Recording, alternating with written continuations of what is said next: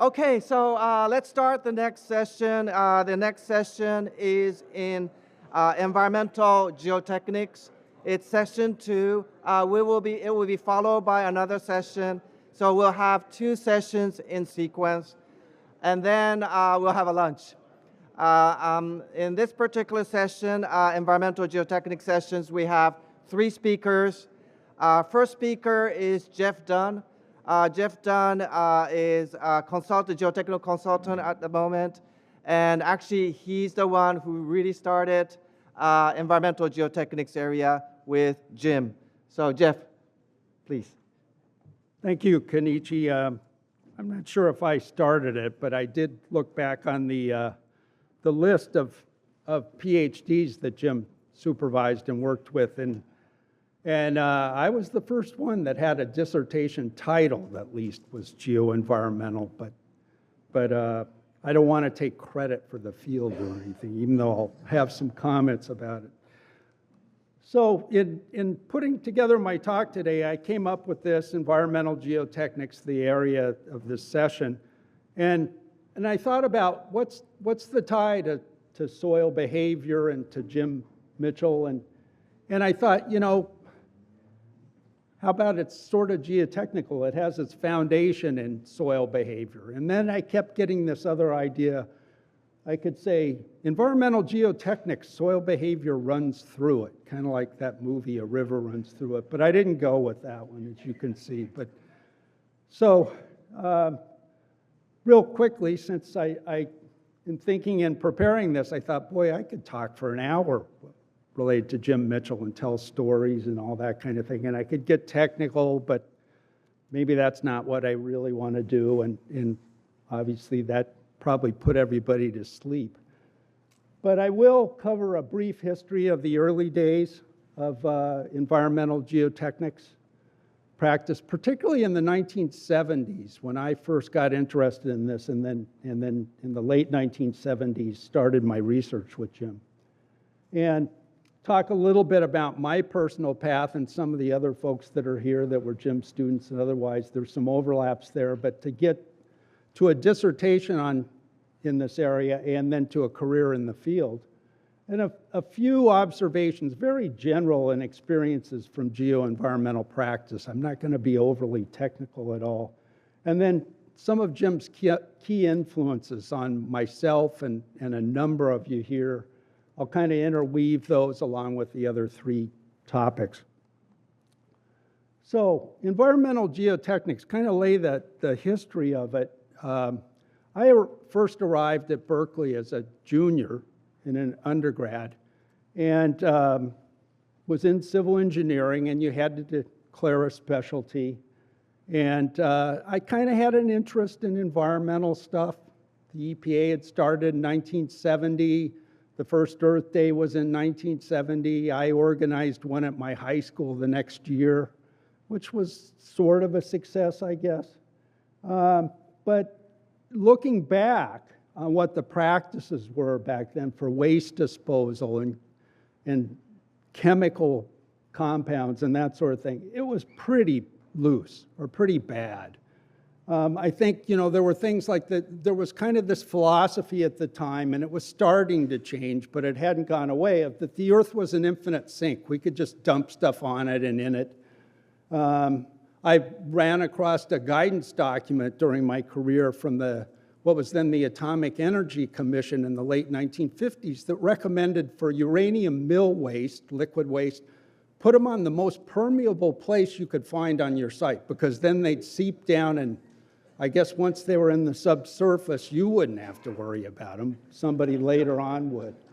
I remember having some professors at Cal as an undergrad that said, we used to say dilution is the solution to pollution, but we really can't say that so much anymore. And now with the Clean Water Act and the Clean Air Act, we have to do better. And in the environmental and waste disposal area, dumps were still very common in the 1970s. Burn dumps were still legal in most of the country. Dumps were pretty well unregulated, and the word dump, which I loved going to as a child, really was a descriptive term. I mentioned that I was specializing in sanitary engineering, and at most universities within civil, that's what now is environmental engineering, but what it was called. And it was basically water and wastewater treatment and design. And it had its roots and had done a lot of great work in public health-driven activities. But the emphasis at that time, both with water and air, was kind of the end of the pipe things. It was like dealing with what was coming for wastewater, what was coming out of the outfall, for air, what was coming out of the tailpipe, and so on. I mentioned in the previous slide, waste disposal practices were loosely controlled. And I found at the time, and looking back on my career at some very old facilities that I worked on, particularly enclosures, but if you were lucky, a waste disposal site was founded in fine-grained soil and rock. And you at least had some containment that was provided by low permeability materials, if any. But on the other hand, there were other facilities, like a Superfund site that I worked at the city of Fresno, that was built on sand. And as you can well imagine, there wasn't much liquid accumulating in that. It was all seeping out. Monitoring, if it occurred at all, was very limited for facilities. And so it was kind of thing, it was again sort of out of sight, out of mind. And then in 1976, when I was in graduate school here at Cal, working on wrapping up my master's, the Resource Conservation Recovery Act passed, or RCRA, and that really, really changed things, and I think really was the main impetus to what created geoenvironmental work within our field. And it controlled hazardous waste from cradle to grave. It started with efforts to try and generate less hazardous waste, and then how to transport it, handle it, and dispose of it properly. Solid waste, it said no more open dumps, and it was going to be years, which I'll show real quickly, before that was highly regulated, but at least put some controls on that weren't there. And it also had a very large underground storage tank component. It was supplemented in 1980 by Superfund to provide a funding mechanism for a lot of derelict sites where the funds simply weren't available to properly mitigate and clean up those sites. And it stipulated as well that states needed to be involved in this work. And so states, particularly California, where I've spent most of my career, picked up their activity in terms of regulating these facilities. Here's just, this was a report I had in my files from 2001. It was on the 25th anniversary of CERCLA, and so I realized, wow, we're almost to 50 years since then. But you can see CERCLA was passed in 1976 through Congress, and during those first 25 years, Congress continually added some updates and changes. And there were things in hazardous waste where early on, in the early 80s, criteria for waste disposal facilities were stipulated, and it gave a lot of push to the use of geosynthetics and really provided a huge impetus for the development and improvement of geosynthetic materials of waste disposal facilities. But on the other hand, when it came to solid waste, while it said you can no longer have open dumps, it wasn't until 15 years later, in 1991, when the rules came out that stipulated design, operations, and so on of solid waste facilities. So it evolved over time. It continues to evolve. The things have happened after 2001, but I just thought this was a nice chart. So the path to get into environmental geotechnics for myself and a number of us that I see, former colleagues and fellow students and people I worked with over the years. I started out in sanitary, but I realized, I really don't want to design sewage treatment plants. That's just not my thing. And not that I'm grossed out by it, but, And so, and I had my first introductory courses in engineering geology from Professor Goodman and geotechnical engineering from Mike Duncan. And I said, this is for me. I've got to do this. So I applied to graduate school, and it was a great program, and my girlfriend was still working on her degree, so I didn't want to leave Berkeley anyway. And I got into grad school to start in the fall of 1975, and I remember the week before classes started, I went into the department office at that time, and I was looking to get assigned a student desk in one of the 3 student offices, and I was talking to Nancy Hose, who a number of you will remember, and Nancy's first question was, so are you a soil mechanics specialty or a geological engineering specialty? And I said, well, I don't know. And I said, why do you ask? And she says, well, we have to assign you to one of the faculty as an advisor. If you're in soil mechanics, we'll assign you to Professor Seed or Professor Mitchell or Professor Duncan. And let me tell you, they'll tell you you have to take all the soils classes. And that's pretty much going to fill your schedule. But if you say you're geological, Professor Goodman and Professor Brecky they'll let you take anything. And I think I thought about it for maybe 5 seconds, and I said, well, I think I'll do geological. And I had an interest in rock mechanics and engineering geology, so the decision wasn't all that, without some thought. But I went ahead, got assigned my desk, and started in, and right away, it was just, I realized in looking back on it that just the collegial atmosphere that occurred, the department was huge at that time. I think it might have been the largest it ever was in the history of it. And the students and staff and faculty, it was a very, very great atmosphere. And there were so many interesting subjects.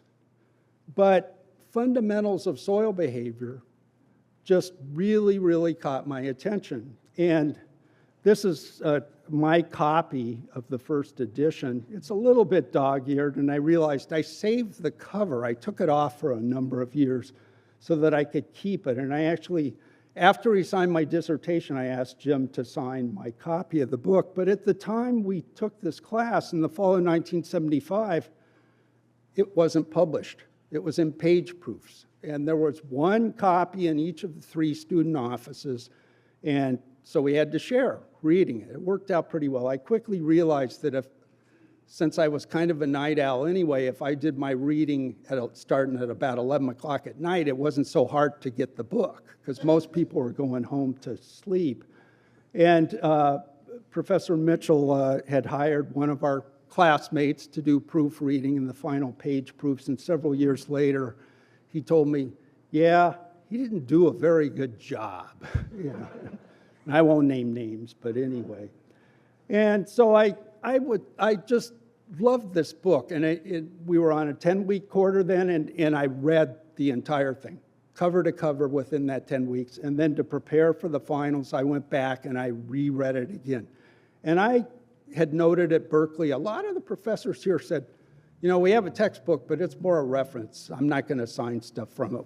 What counts is what's in the lecture. So I didn't necessarily pay much attention to reading the text, but this one I definitely did.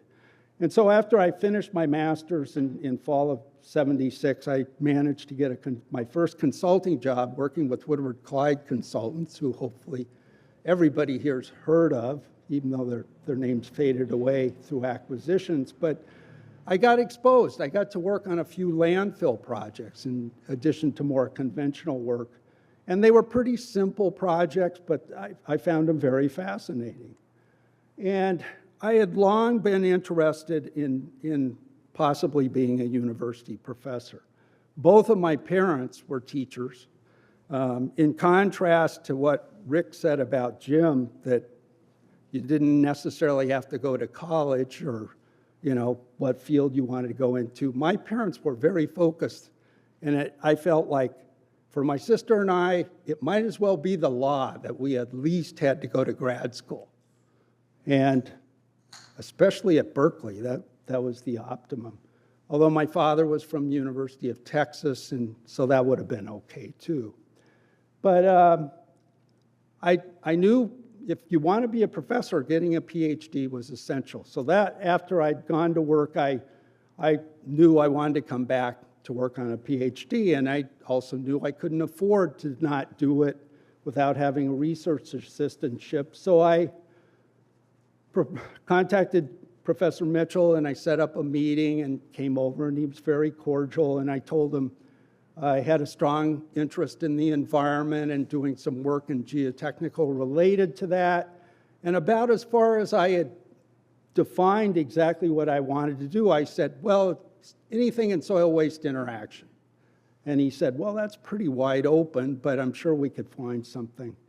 And I said, well, you know, I really enjoy soil behavior. It's clearly applicable. It's the chemical interactions. I love chemistry. And he was really candid with me about his visibility and environmental aspects and research support. He said, I'm just not known in the environmental arena. I mean, you know, right now, I don't have money to support this, but, you know, if you're willing to wait, we can probably scratch up some money. It may take extra time, but I'd like to jump into this with you in a way. And so he offered me a research assistantship, and he said, well, the first year you can work on thermal conductivity of soils related to buried electrical cables. I have a big grant in that, and I can support you. And if you decide you like it, and I'm sure he wished I had liked it, he said, you can do that for your dissertation, but I didn't. So in fall of 1978, I was back in graduate school, and here's just a picture. And I think Rudy might have taken this photo. I'm not sure where I acquired it, but just it's one of the few pictures I have of Jim from that time and with Harry Seed. And I think I'm one of these guys back here. I always sat in the back of the class in those days, but I can't tell. I've tried and tried to figure out if one of those is me. So this is another picture. This is me right about that time. You'll notice, one, I had a lot more hair than I do. It was dark. I had a beard, but I was a pretty scruffy-looking character. And I realized that was actually one of the times when my hair was kind of short back then. But I never felt anything. Maybe it's because he had a bunch of kids with long hair that Jim ever felt anything bad about my long hair. So.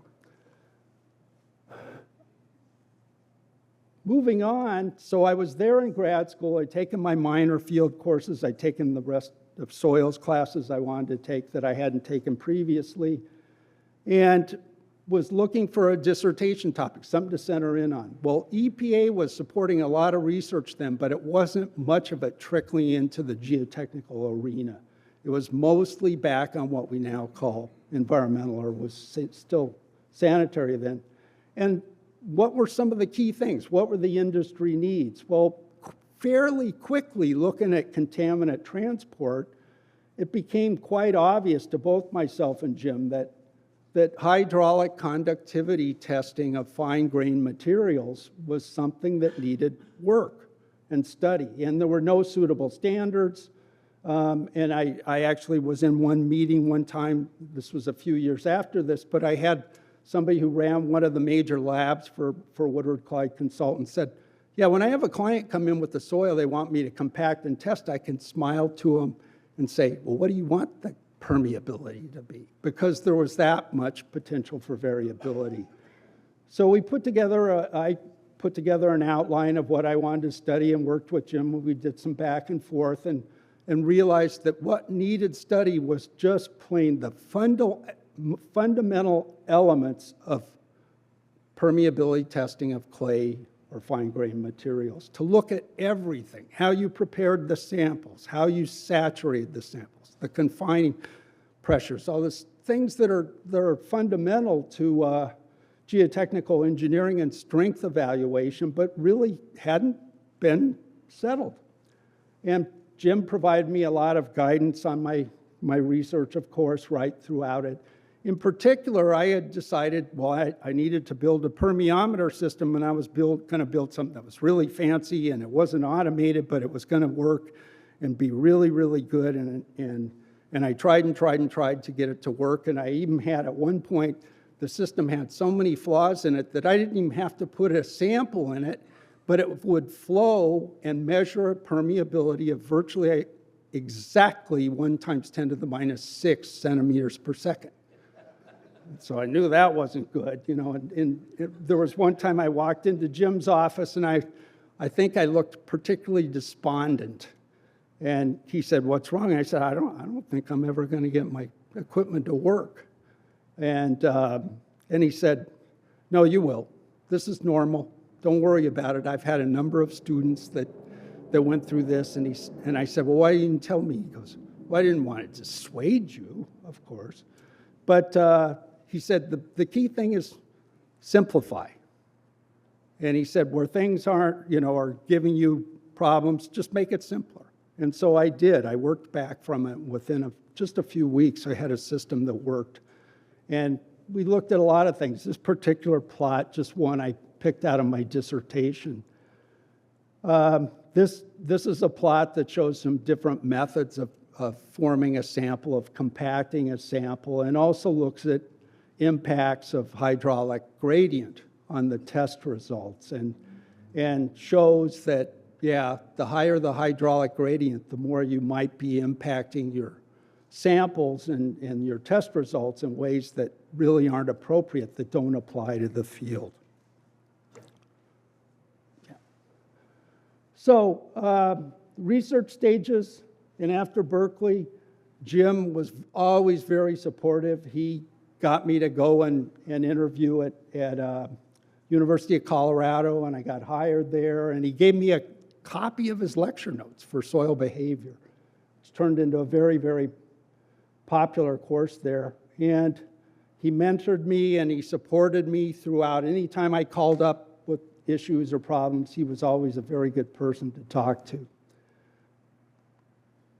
In the early days, going back to environmental geotechnics, geotechnical aspects were often rather loose. What is the shear strength of solid waste? Good quality, fundamental research was needed, and was started to happen finally to improve the practice, and it supported innovation in design of waste facilities and remediation. And it needed to be well communicated and documented, as Jim had taught us. Disposal facilities went through from natural to containment systems to control, and cleanup of contamination went from removal to natural process and attenuation, and now enhancing and engineering the subsurface to cleanup of contamination. So just some really quick things. Looking at the future, I'm not sure what's going to be there, but the tools sure are really incredible. Some of the things that can be done now with computation and sensing and image analysis and so on, and what the impact of AI might be is anybody's guess. But the future still looks very promising in this field. So one last story to wrap up. This was a lesson that I learned from Jim, and I had turned in the first draft of my dissertation and my chapter that covered research, the summary of research. There was one study that I just felt was awful, god-awful work. It was poorly done, it was poorly reported, and there was a reference that Jim had cited in Fundamentals of Soil Behavior from 1954. You can see it here in a very well-known journal, Industrial Engineering Chemistry, which all civil engineers know about, right? But they hadn't mentioned that, and they obviously hadn't read it, but they'd gotten EPA money. And I was really mad at them. So my first draft, I don't think I swore about the paper, but I came very close to it. And Jim came back and he said, I agree with you, you know, but someday one of the authors of this paper is going to be sitting across from you in a room, and you will have pissed him off, and he's coming for you. And so he said, tone down the language. And that was an extremely valuable lesson and excellent advice. And sure enough, I crossed paths with one of the authors repeatedly. I saw through that time some of the indication of his academic integrity. And the interactions with him were bad enough, He even tried to get me kicked out of ASCE because of the specialty conference I ran. But it could have been a lot more worse. So it was a valuable, valuable lesson from Jim. And just to close here, after Jim passed away last year, and Rick and Kenichi and Russell wrote a very nice obituary that I'm sure most, if not all of you saw, but there were some things in there that I noted that they said about Jim. And just to summarize them, and some that I took away, I think there were some similarities with us, but I took away from my time at Berkeley, is always be ready to learn something new. He certainly was, and I always have been, and taking on problems throughout my career that is new, that you don't know much about. A sense of humor is good, and don't take yourself too seriously. I happened to talk to Rick about 2 weeks later, and I said, you know, that I was always trying to figure out with your dad what it was, and it was that. And this happens to be when I was a professor and even when I was working. I had these two things in my office. Einstein's definitely not taking himself very seriously, I would hope there. And Felix the cat, who some of you might know, for some reason my wife bought me that when I filed my dissertation. She didn't know why, but I always kept it in my office, and I always had students ask about it. And colleagues ask about it, and it was, well, you got to be able to laugh at yourself and don't take yourself too seriously. Thank you.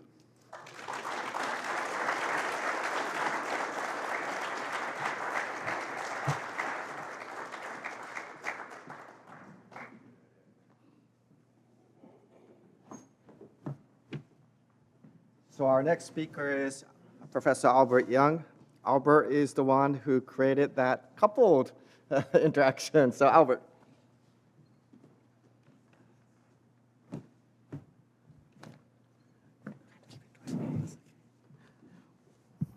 What I try to do today to talk to you about on couple fold theory. So I try to fill in the gaps of some of the previous speaker, what the Jim Mitchell that I understand, and the one I interact all through my life. So to begin with, couple fold theory, as you can see here, is basically something very simple, right? Try to relate the fluid, electricity, and chemical flow together. And then you put it together into a bunch of equations that nobody can understand, so no more questions. So for those who really know couple fold theory, may probably know all these references. For those who don't, you won't read it anyway. So these are the 3 papers that you may be interested in it. But one thing I try to quote to you is the second paper from here. That was Jim's 31st ranking lecture. I used to give this one to my student as a reading assignment, but then I give them a remark. If you don't understand the technical content of the paper, it doesn't bother. But make sure you know how to read what is in the acknowledgement. That's one thing important to demonstrate the honesty of Jim. As you can read from here, I'm especially indebted to a number of former and present graduate students who choose to undertake research with me on flow processes in clay. Not only did they stimulate my interest and sustain my interest in these problems, but they taught me most of what I know and have attempted to communicate in this lecture. And you can see the list of students who work on this one. So Jeff, you are correct, you are not the first one. And the first thing, some of my friends here asked me, how come now you end up in the Institute of Environmental Engineering? Again, thanks to Jim. So that's how I get into environmental geotechnics. And today I become the director of Institute of Environmental Engineering in the Taiwan University. So how do I get to know Jim? So what I try to do is some of my personal story. As I graduate from Hong Kong, we all need to do a final year thesis. And in Hong Kong, I happened to have my non-academic advisor, Dr. Choi. And he happened to be a student of Alexander Versick and Ming. So he told me a lot about studying in the US, taught me about a lot of things about Berkeley that he learned through Ming. And he and Ring actually won the 1975 Collingwood Award. And naturally, when I need to choose a thesis advisor, I choose the good guy. So I don't care what he did, but he ended up in geotechnical engineering. They said, okay, take this one. And through a computer random process, I got a title, Dynamic Consolidation. At that time, when I was only about 21, I know dynamics and I know consolidation, but I don't know what is dynamic consolidation. So at the same time, I find a paper by Jim Mitchell. It was 1981. It was a lifesaver for me to finish my dissertation. So finally, I graduated in 1982. In the lab we saw at Berkeley, we saw this machine, and it's actually a drone. So I was thinking about, can we use the drone now in the future, pick up a heavy ball, and drop it on the ground as dynamic consolidation, so we don't need the crane anymore now in the future. So to start with, that's my US journey. In 1984, I came to Berkeley as a Rotary Scholar. In 1985, I received my MS, as most of you do. In a year, you finish 24 credit. And then, 1986, I started to think about my dissertation. So I was thinking about something new, somebody nobody has done before, and see what can I do. So in that particular year, US EPA organized a workshop on the electrokinetic treatment of and its application in environmental geotechnical engineering for hazardous waste site remediation. It was held in Seattle, and the proceeding was never published, so it's an unpublished proceeding. Anyone who wants a copy of it, you need to contact me. But Jim was nice enough to pass me a copy of that proceeding. And you can see something very interesting is who was in that workshop. You can see the name here, Professor Ferguson. He was a chemist from University of Washington. Don Gray, a student of Jim. Hal Olson, a classmate of Jim at MIT, and Mitchell, and then two other researchers from MIT and from U of Massachusetts. So at this point, you should see Jim has all the foresight about some new development now in environmental geotechnics. He's already looking into use of electrokinetics. So after reading the workshop proceeding, I went to Jim and showed him this idea. And this is from my final defense presentation. I talked to Jim and say, we learned from you about compacted clay, but it remains a porous medium. So as time goes on, it will still to leak.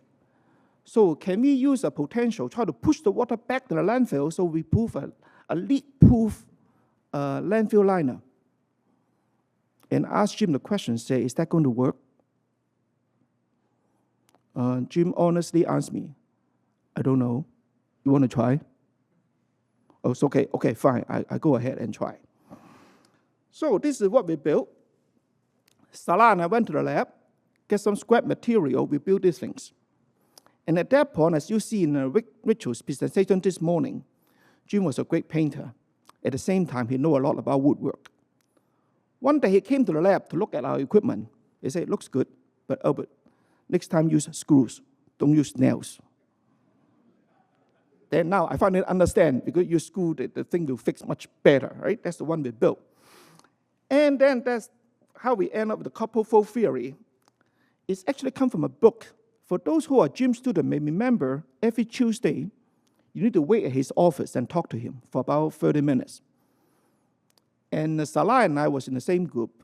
As you all may realize now, Jim's phone was always ringing. And there are some undergraduates logged in and barging in, ask some questions that we think are stupid.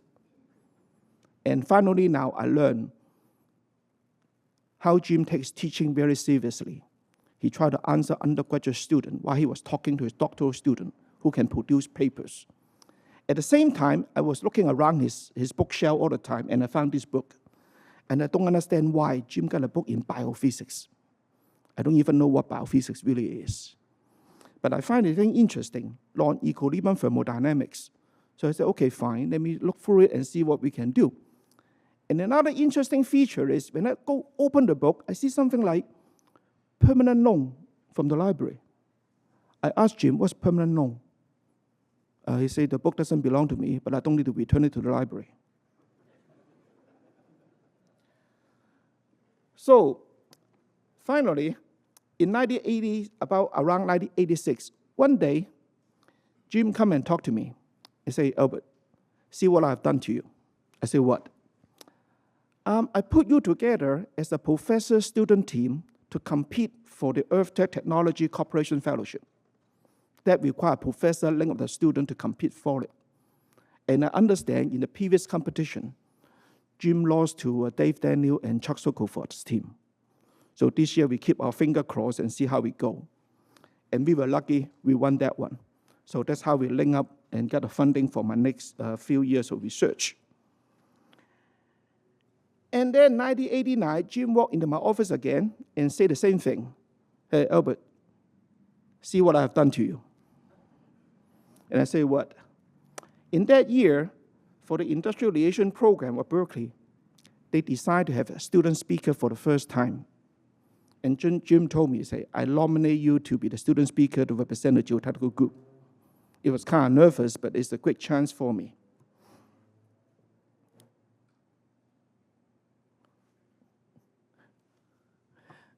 And then I graduate, finally, 1990. So I moved to Boston for my first job. And then 1991, I moved to Texas under Jim's advice, because Texas A&M probably provide better research environment for me in terms of research. And 1993, we came back for Jim's retirement. I hope all of you can recognize your own faces. George is right here, Salah is here, Ed is here, and Macram is here, and so you can see now, either some of us has lost all our hair, or some of them has the back hair turned gray already. But this is still an interesting picture, so you can recognize your own faces. So, 1995, I got a good chance to introduce Jim to the second Buchanan lecture held in College Station, Texas. It took me quite a while to write all these introductions, and then also give me the exposure. In the same year, I lost my mom to lung cancer. It was devastating to my dad because he was a smoker. I was alone in Texas, so I wrote a few words to Jim, saying my mom has passed away due to lung cancer. Jim replied in a few minutes, and he said, with his word of wisdom, do not mourn his passing, do not mourn her passing, celebrate her life. Remember all the good times you have together. Those are the word of wisdom I try to share with everyone who lost someone. 1998,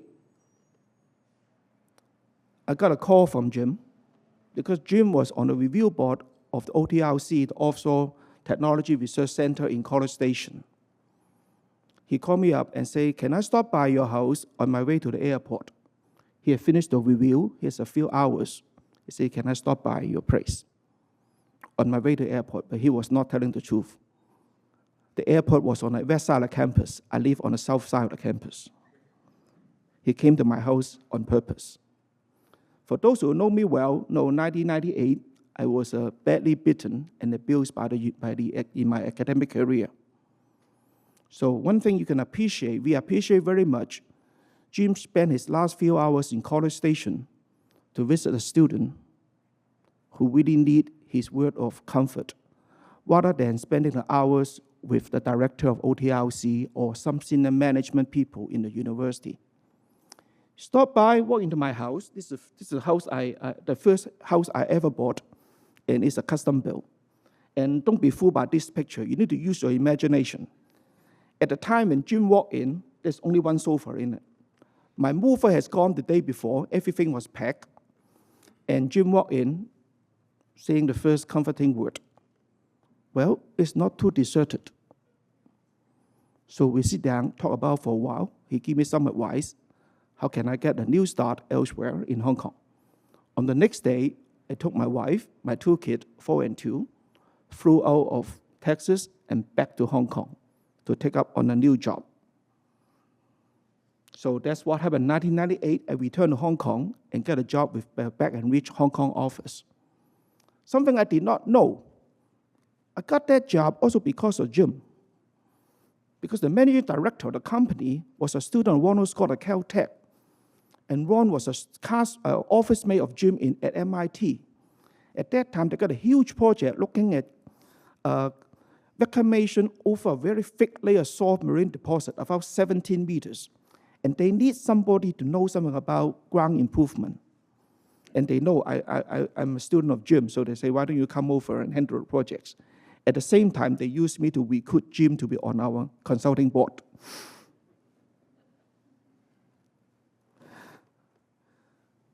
In 2006, I got a chance to introduce Jim in the Geo Shanghai. Somebody called me up and said, you're in Hong Kong now, it's a 2-hour flight. Jim is going to give a keynote lecture. As you can see from his lecture title, Jim's lecture title is always very incisive into the future. So that's the one I spent quite a while to write on that 3-minute introduction. 2008, I got a good opportunity to be the moderator with Professor Murkowski to introduce the third Mitchell lecturer, Professor Richard Campanella. It's unfortunate Professor Campanella is not with us anymore now today. But these are all the opportunity that I can get through my connection with Jim. After that, we met him in 2005. I think many of you were there. And Jim and Mike Duncan graciously paid for the dinner for all of us that night. And down to about 2013, Mu Xiongchang, one of also Jim's students from Taiwan, called me up and said, we are going to have a conference in Taiwan, and you are more familiar with Jim. Can you ask him whether he would like to come to present a keynote lecture? I say, fine. So I call up Jim, and Jim did not give a yes. And he said, I need to try out how it goes. It's a long flight. So, but later he agreed to present a keynote lecture in Taiwan. And then this picture, now you can see many of Jim's Taiwan students. So some of them are here, especially Professor Yeung is right here. He flew all the way from Taiwan to attend today's event. And also, this is the first time we bought a gift to Jim. It's a saxophone. And this is the first time I ever heard him play. And he is really good. Now, I try to give you some of the favorite quotes from Jim. The first one is, I don't know. It seems to be a very simple phrase. Everybody knows how to speak. But if you take a step back yourself, if one day you become a prominent professor in the world, you are talking to your student, and your student asks the question, can you really honestly admit, I don't know? This 3 word is not something easily come out from a professor to his student, especially undergraduate student. That is Jim. That's his honesty. Second one, very common, is he say, Albert, see what I have done to you. Every time I heard that, I say, okay, something good is coming. Either he ask me to review a paper, sometimes he come to me and say, somebody asked me to review this paper, but I already called the editor, get his permission to let you do it. Okay? That's the way he paved my career path.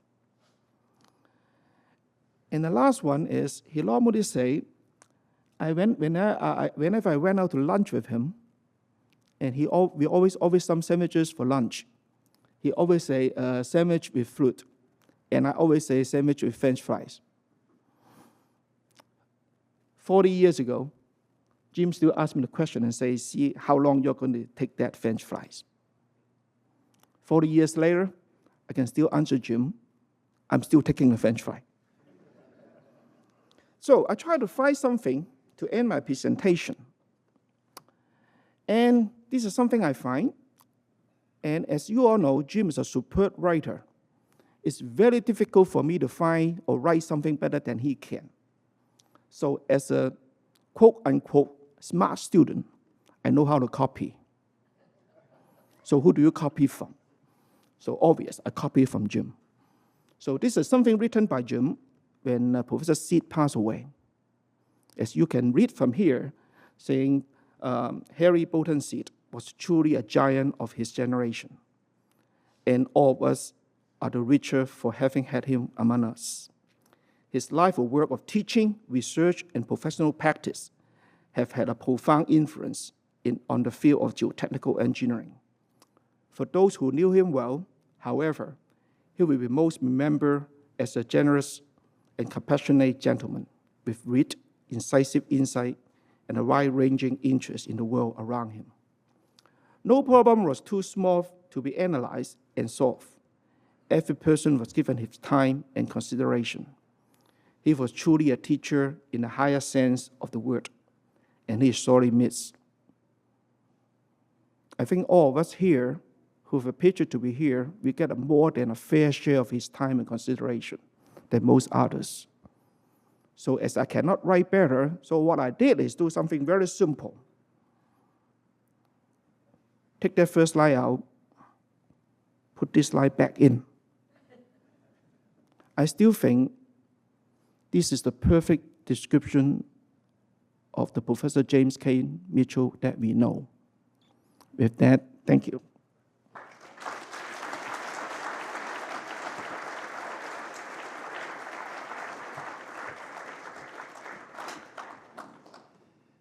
So our next speaker is Dimitris Dermatas, my good friend.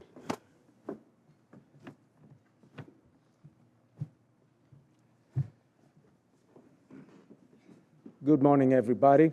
Picking up right after Jeff and Albert. Preparing for this presentation, going down on memory lane, has been, I don't know how many times, I cried all my life, but the last 3 days I'm working on this presentation, I cried more, okay? From methane-induced heave swelling in soils to heavy metal immobilization and geoenvironmental pollution management is the topic of my presentation. It all started back in 1986, actually. I was doing my undergraduate thesis above and beyond the requirements for graduation. And this Dr. Jacek Lesinski, coming from Poland, actually escaping the Iron Curtain, which was still on at the time, came as a research associate in our group, and he was helping me, set up some of the experiments, set up some of the logic. He suggested, why don't you consult, Jim's Fundamentals of Soil Behavior book. Was like other people said before, it was a love at first sight. I'm still, I still carry the book with me, of course, electronically now, everywhere I go. And it's been my guiding light. That led to me joining the UC Berkeley Geotechnical group for an MS, fall of '87, of course, under Jim's supervision. And it was really the Carter Zaki Award by Jim in 1984 that led to his infamous article on Journal of Geotechnical Engineering that led to Jim asking from ChemStar Incorporated to sponsor me starting in fall '87. I still remember his call, May '87.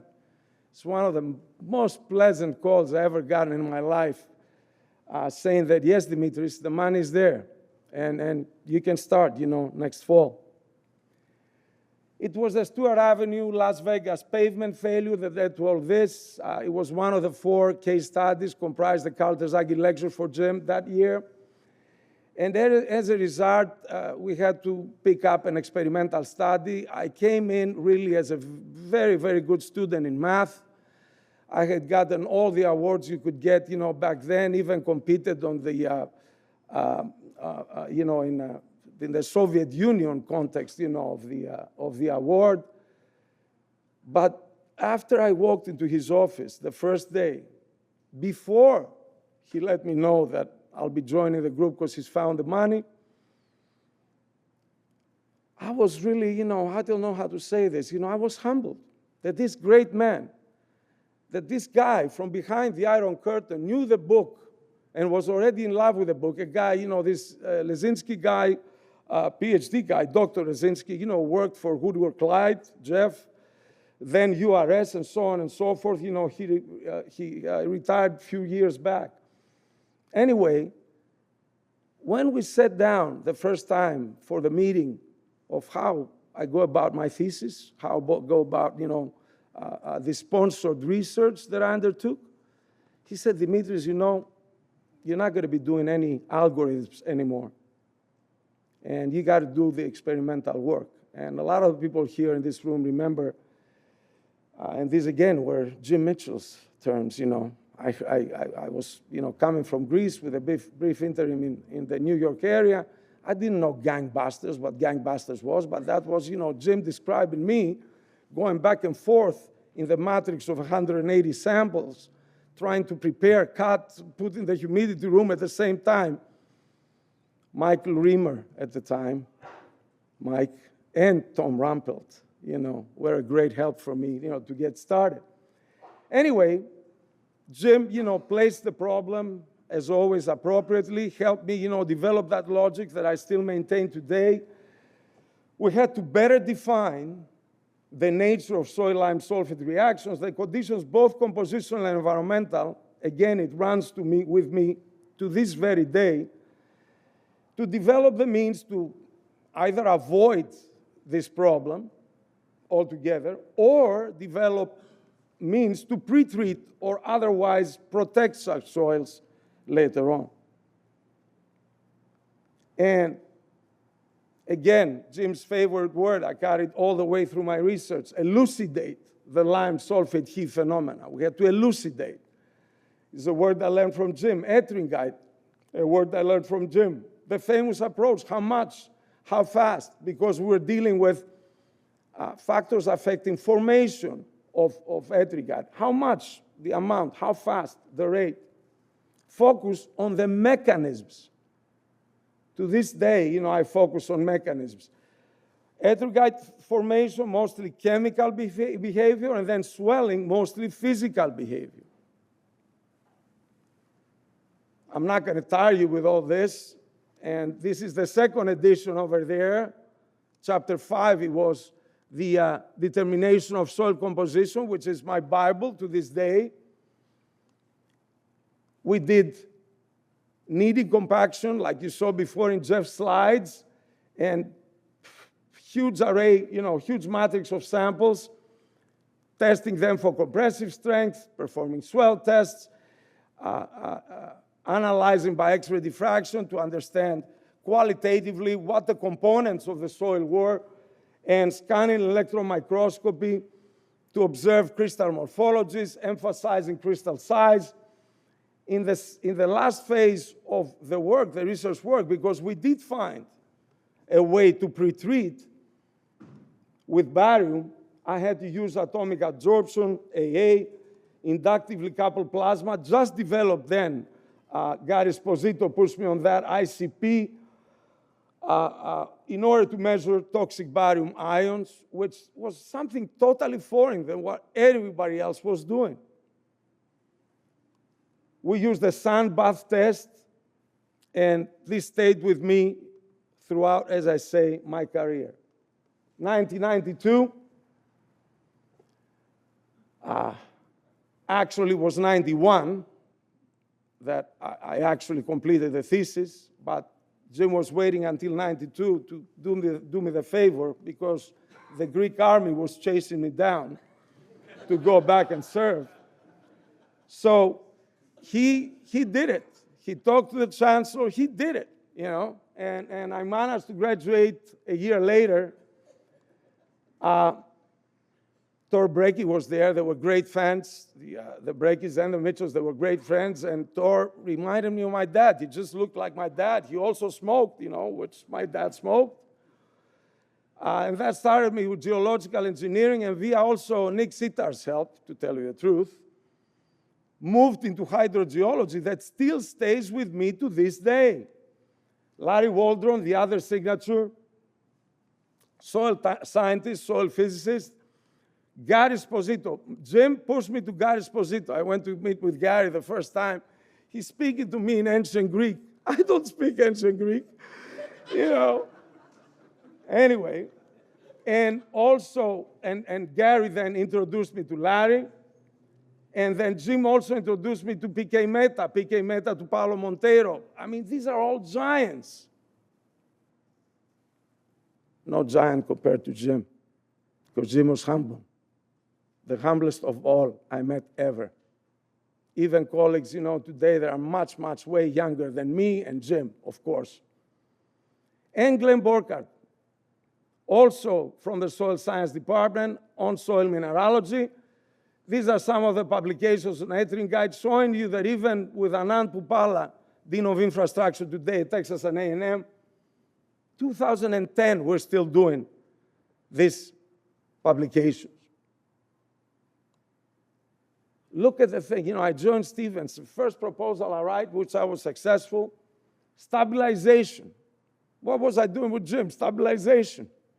Quicklime sulfate salt treatment. What was I doing with Jim? Quicklime sulfate salt treatment. And then, of course, I took the path of my own immobilization of mercury, Rietveld quantification.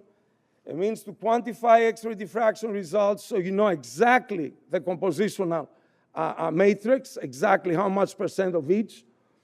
We brought this into perfection almost, these days.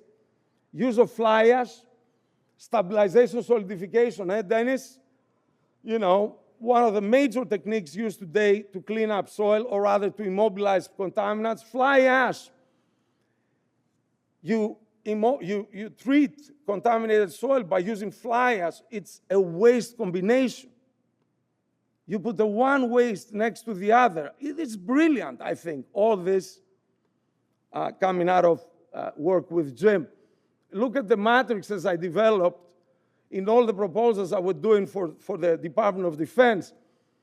The difference here is the heavy metal contaminant. It was still artificial soils I did with Mitchell. And the odd fly ash is different.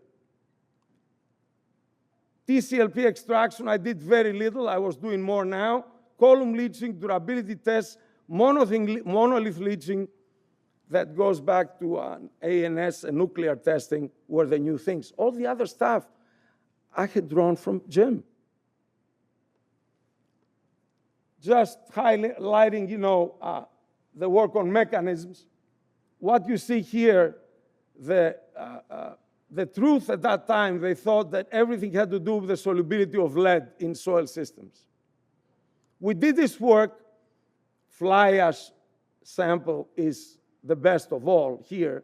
But you clearly see we go above and beyond the solubility curve, which tells you that the mechanism is adsorption predominantly.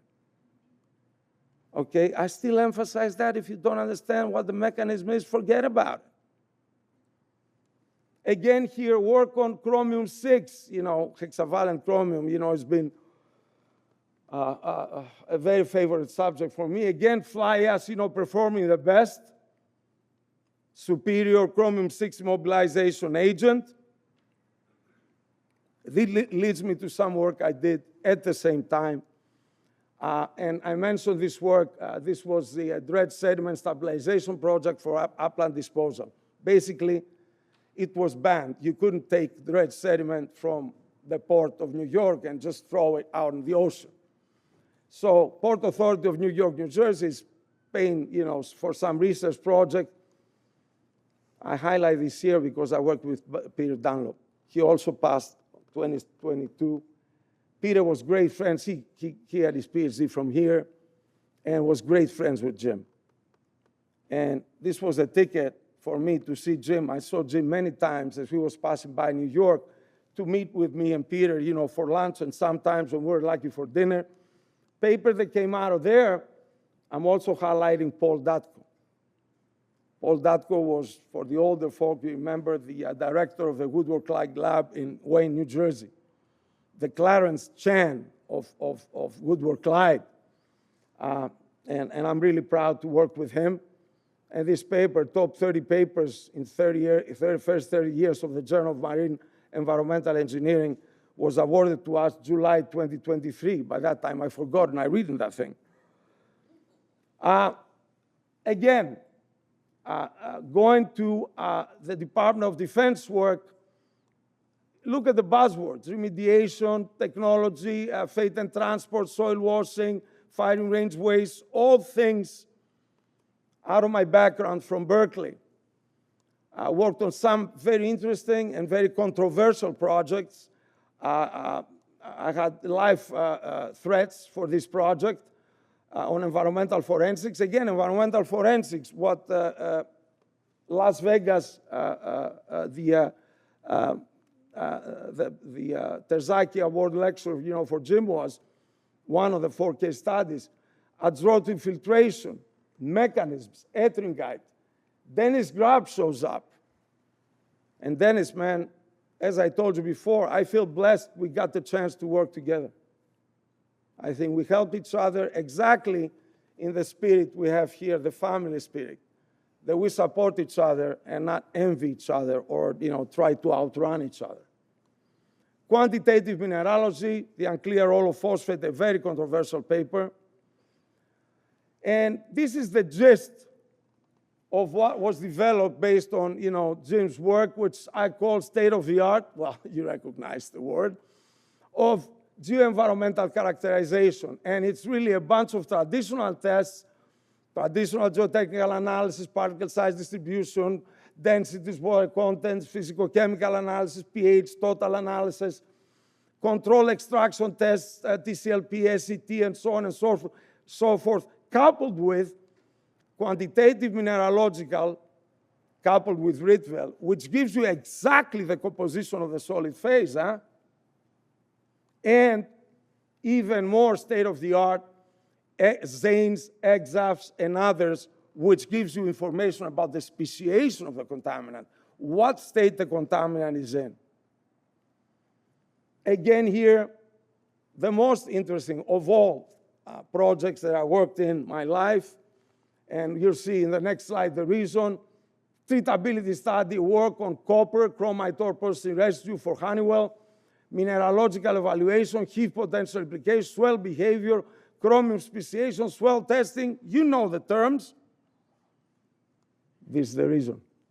Rudy, man, that was the best thing I worked in my life, and a very important portion of that was your presence. And having those calls, I miss it. I miss it dearly to this day. It was so productive. I learned so many things. I developed so much better the attributes I got from Jim because you carry them on the best way, especially the balanced approach, and the humbleness in all approaches anyway. Again, working with Dennis. Again, barium treatment, what I did, for my thesis, Rietveld, microstructural analysis. We're very, very proud, publishing on very high impact factor journals. Environmental Science Technology was the most difficult journal to publish to, and we got a couple of publications. And my first ever Journal of Geotech publication comes only in 2010. It was Dennis pushing me, to do this. You're gonna love this, Rudy, for sure. Let's see if I can get this to work. Does it? Just a sec. Return, I guess. Yeah, Ettringite blister. And look at that, Remember, Rudy? All the way from Stewart Avenue, Las Vegas, to Dundalk Marine Terminal in Baltimore, Maryland, guys. That's what we're all about, I think, in this place. This is the last picture I have with Jim, courtesy of who else? Rudy. He took the picture. Bruce works with you, I guess, these days, or not? Bruce says, you hired him, yeah. And we are at Mount Olympus, or close to Mount Olympus. We used to call it like that, a heave area in SA7 in New Jersey. We worked on the project together with Jim. And somewhere then, I also met Holly at 2008 in New Orleans, and that's the last time I saw Jim Mitchell from up close. I had, for family reasons, to move to Greece, but I'm not disappointing you. Here I also highlight Daniel Mamais. He was a fellow student here. We are now professors at National Technical University. He was a PhD student by Dave Jenkins. And I had to take, water chemistry, a lot of water chemistry. And we're still buddies today, We used to play ball here. We used to talk chemistry here. Anyways, same old, same old, if you look at the terms. And I'm now working on this largest urban redevelopment project in Europe, the old Athens airport, which Jim hated, by the way. He thought it was the most polluted city, Athens. And it's not anymore, thank God. Feeding me and feeding my research thirst. Again, chromium, a Greek aquifer. You see the last slide why I mentioned this. Environmental impact, mine waste. These are also areas, mine waste, for instance, an area to go into the future. Remediation of contaminated sites is much more pertinent today than it was back in my days, my early days. Geotechnic chromium is really naturally occurring chromium. This is the link with hydrogeology and engineering geology. Potential biosorbents, the new kid in the block. Nanotechnology, nanomaterials, nanotubes, nano-zero violent iron, PFAS, PFOS, which are really challenging, ubiquitous contaminants, to use Jeff, Tim, the phrase that Jim used, and digital circular economy. These are the things I think that will guide us into the future. A little bit more analytically here, nanotechnology, nanomaterials, sustainable environmental practices, circular economy, environmental characterization and management. I saw you have the LiDAR here yesterday on air pollution. We have very good ways, and it's a fellow professor at National Technical University, Professor Papagiannis, who's the pioneer. We work together on this. With laser, you can get grain size distribution, everything. But you don't know what is really the particle comprised of.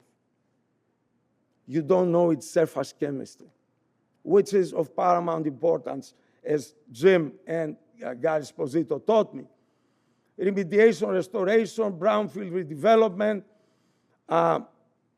This is because groundwater, to be impacted, it takes 60 to 80 years. I mean, the contamination we have today, we will evidence 60 years, 80 years from now. So this is waiting for us right around the corner. Also, the global shift to remediation approaches based on risk assessment makes now the work of mechanisms required, which is beautiful. And subsurface investigation, non-destructive remote monitoring, which I'm very happy to see you guys use a lot of imaging here. I was really impressed, Dimitris, yesterday, and thanks for the short tour you took us upon. Persistent organic pollutants, the dirty dozen of the Stockholm Convention, PFAS, PFOS, PFOA. I talked about this, microplastics pollution, the triple environmental crisis, global warming, increased pollution, loss of biodiversity, ecosystemic approach, renewability and storage, increased pump storage, again, dams and all that is the future, I think.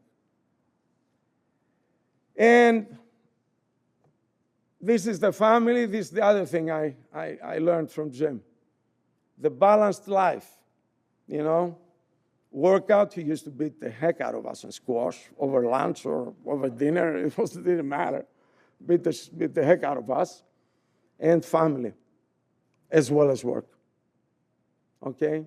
And here, it's in Vergina. It's a UNESCO site. It's a very nice museum to visit if you ever visit Greece. But I have it here because Vergina was the aquifer we studied before. So you see, I'm still a nerd. And never, never gonna surrender. Thank you very, very much. And I hope I didn't cut so much between lunch and you guys, okay? Thank you.